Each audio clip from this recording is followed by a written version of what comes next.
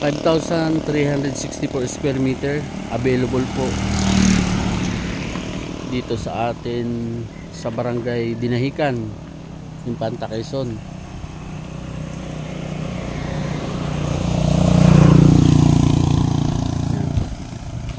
Ito ho yung road na papunta ng Dinahican Pier. Yan.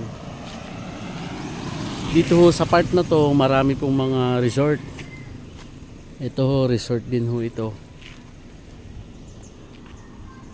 At ito ho yung papunta ng Infanta, Quezon Bayan, yung pong town proper.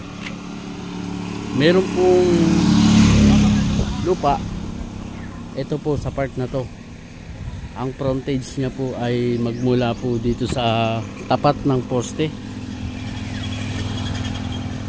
Yan. So hindi na po kasama itong bahay. So nasa gilid ho niyan. Kasi mayroong kubo dito. Yan. Ito po ay maganda doon sa mga gustong magtayo ng business na nasa tabi po ng highway.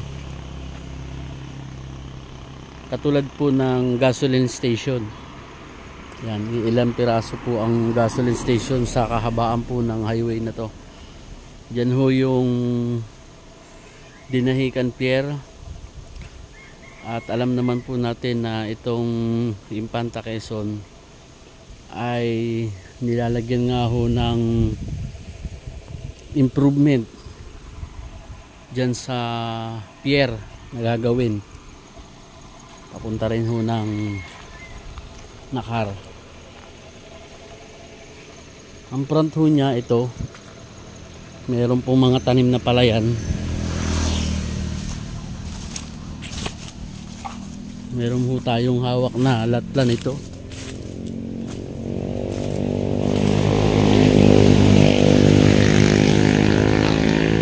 Sumusukat po ito ng 5,364 square meter. Yan, ito na po yung pinaka front niya. Nakadikit po siya sa National Highway. TCT po ang titulo. 2,000 po ang per square meter. At base po sa market value at ang bentahan sa lugar na to, maabot na po ng 2,500 ang market value, mga selling price ng iba pong mga nasa front ng highway dito. Pero dito ho ay mismong seller ang ating kapulong o nakausap, at siya po kasi ay nag-a-abroad din, babalik po siya ng Korea. Diyan po sa kanyang mga property ay binebenta niya rin po yung resort.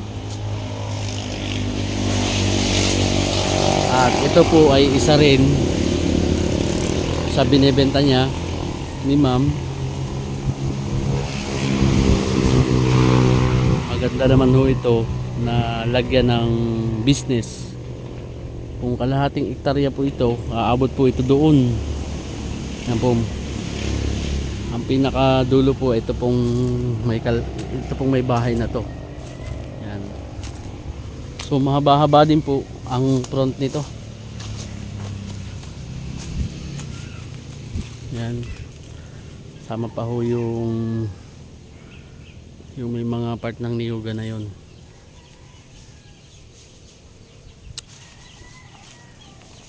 Ito na ho mismo yung front. Tingnan ko po uli. Sa mga interested po, pwede po natin itong site visit, site viewing. Yan, sa unahan po ng saging na to.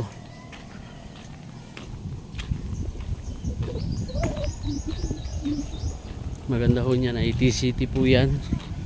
2,000 per square meter, sa located dito sa barangay Binulasan. Boundaryhan po ng Binulasan at Dinahican. Ito ho ang front.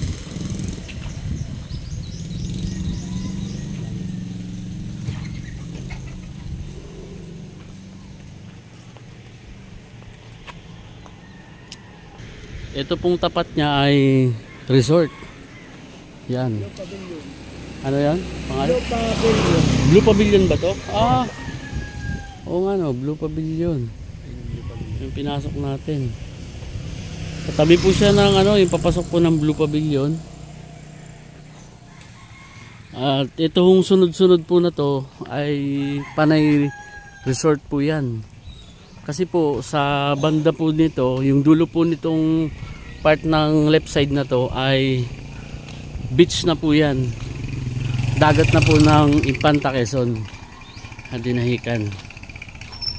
At ito ho yung nakalagay, yung welcome Barangay Dinahican.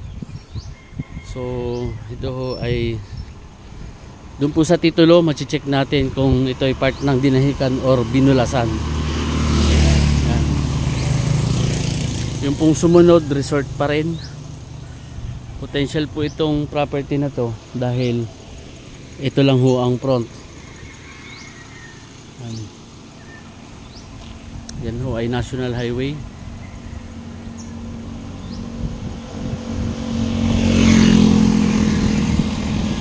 Wala ko kung ibang maipakita sa inyo kung hindi ito lang po front na to at ito hong natatanaw ko dito.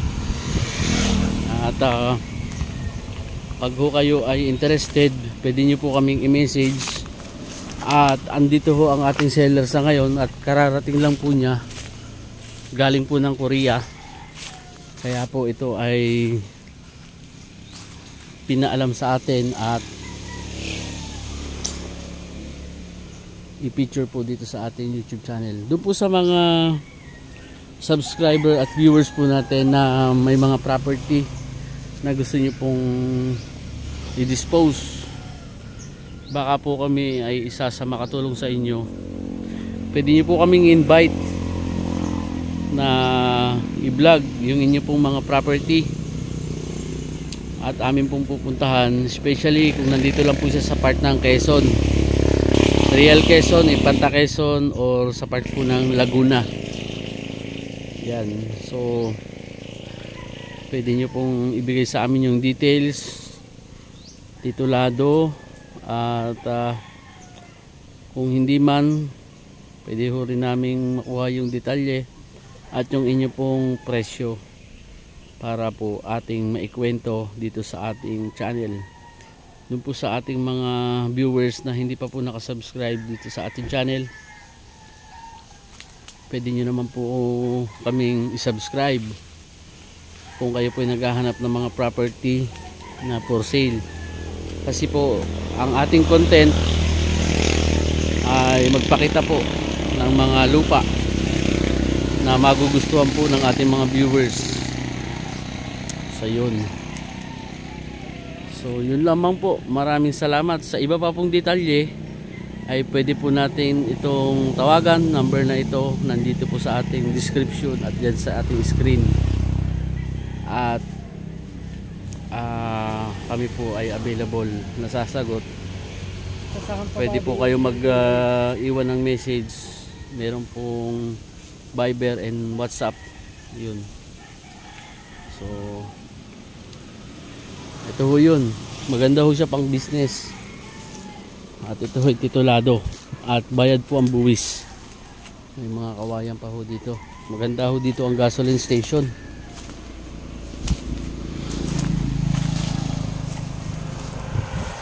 Yun lamang po. Maraming salamat. Salamat po sa inyong pag-subscribe.